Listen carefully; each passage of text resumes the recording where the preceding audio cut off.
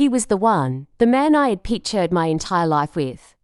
We met in college, a classic campus love story. He was the charming captain of the soccer team, and I was the quiet girl in the library. It felt like a movie. Our first few years were pure bliss. We built a life together, a home filled with laughter and shared dreams. We got married on a sunny afternoon, surrounded by everyone we loved. I truly believed our love was unbreakable, a fortress that nothing could ever penetrate. But slowly, almost imperceptibly, cracks started to form in our perfect fortress. It wasn't one big event, but 1,000 tiny paper cuts. He started working late more often, business trips became more frequent. The quick, loving texts he used to send throughout the day dwindled to one-word replies, or worse, nothing at all. When he was home, he was distant, his mind seemingly a million miles away. The laughter in our home faded, replaced by a heavy, unspoken silence. I tried to talk to him, to reach across the growing chasm between us, but he would just brush it off. "I'm just stressed from work," he'd say. "You're overthinking things." I wanted to believe him, I really did. I told myself it was just a phase, that every marriage goes through ups and downs. I doubled my efforts. I cooked his favorite meals, planned date nights, and tried to reignite the spark that had once burned so brightly. But it was like trying to start a fire with damp wood. I felt a deep, gnawing loneliness, a feeling of being completely alone, even when he was sitting right next to me. The man I married was disappearing before my eyes, replaced by a stranger who shared my bed, but not my life. The suspicion started as a whisper in the back of my mind, a thought so ugly I tried to shove it down. But it grew louder with each unanswered call, each vague explanation. I started noticing things I'd previously ignored. The way he guarded his phone, a new passcode I didn't know. The scent of a perfume on his clothes that wasn't mine. My heart would pound in my chest, a mix of fear and dread. I felt like I was going crazy, caught between my intuition and his constant gaslighting. He made me feel like the problem, like my insecurity was pushing him away. I started to doubt my own sanity. The truth, when it finally came, wasn't a dramatic confrontation. It was quiet and devastating. I found a receipt in his coat pocket.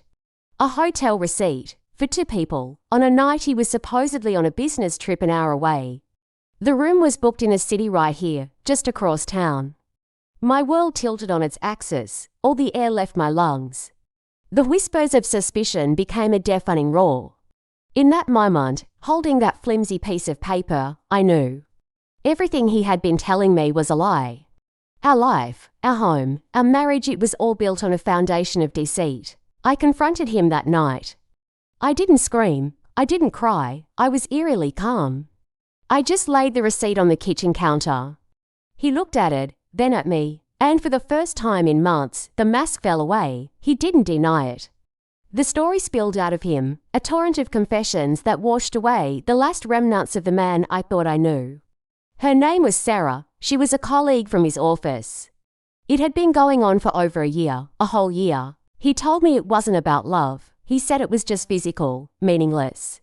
But then he said something that shattered my heart into a million irreparable pieces. He tried to explain the difference. With me, he said, everything was fast, familiar, comfortable. With her, it was different. He described their intimacy, and his words were like knives. He said it was slower, deeper, that she saw him in a way I didn't. He wasn't just a husband or a provider with her. He was just a man. He said it was too much for me to understand. Too much for me, as if I was the one who was inadequate. As if my love, my devotion, my entire being, was not enough. His words, it was slower, deeper, echoed in my mind for weeks. It wasn't just about the physical act of betrayal. It was the emotional depth he implied, a connection he had sought and found with someone else. He had taken the most intimate part of our relationship, the part that was supposed to be exclusively ours, and shared it with another woman. And not just shared it, but elevated it, describing it as something better, something I couldn't provide or comprehend. The betrayal was absolute. He hadn't just cheated on me. He had judged me, weighed my love, and found it wanting. The days that followed were a blur of pain. Every corner of our home was a reminder of his lies. The bed we shared felt contaminated. The photos on the wall felt like a mockery. I felt a profound sense of shame, as if her perfume was lingering on my own skin. His words had planted a seed of doubt in me. Was I not passionate enough, not deep enough? His infidelity became my failure. I looked in the mirror and didn't recognize the hollowed-out person staring back at me. I couldn't eat. I couldn't sleep. The pain was a physical weight, pressing down on my chest, making it hard to breathe.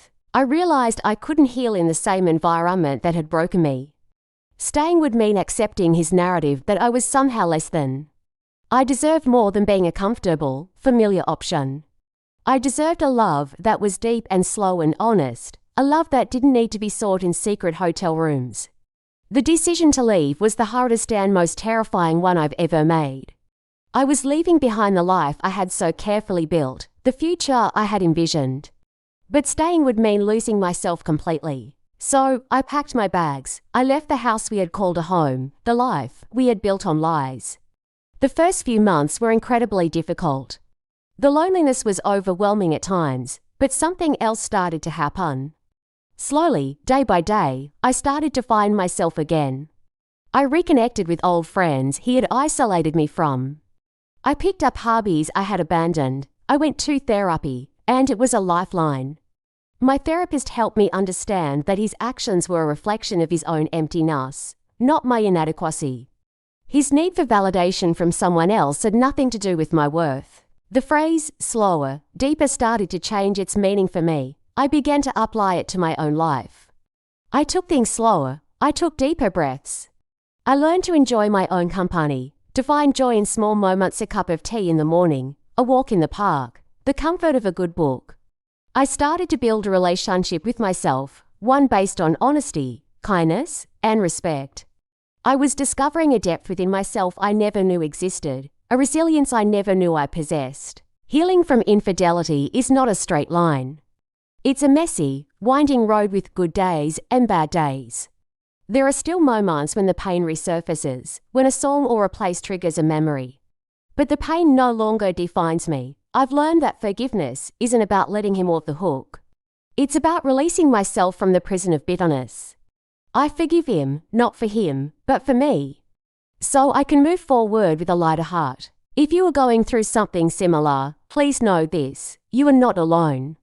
And his or her betrayal is not a reflection of your worth. It is a reflection of their own brokenness. It's easy to internalize the blame, to let their actions define how you see yourself. Don't. You are worthy of a love that is honest, loyal, and whole. It's so important to reach out and talk to someone, a friend, a family member, or a professional therapist. You don't have to carry this burden by yourself. There is support available, and taking that first step can make all the difference. Remember, the deepest, slowest, and most important relationship you will ever have is the one you have with yourself. Nurture it, protect it. You deserve it. Thank you for listening to my story. If this resonated with you, please consider sharing your thoughts in the comments. Let's create a community of support for each other. And don't forget to subscribe for more stories about healing and finding strength. You are stronger than you think.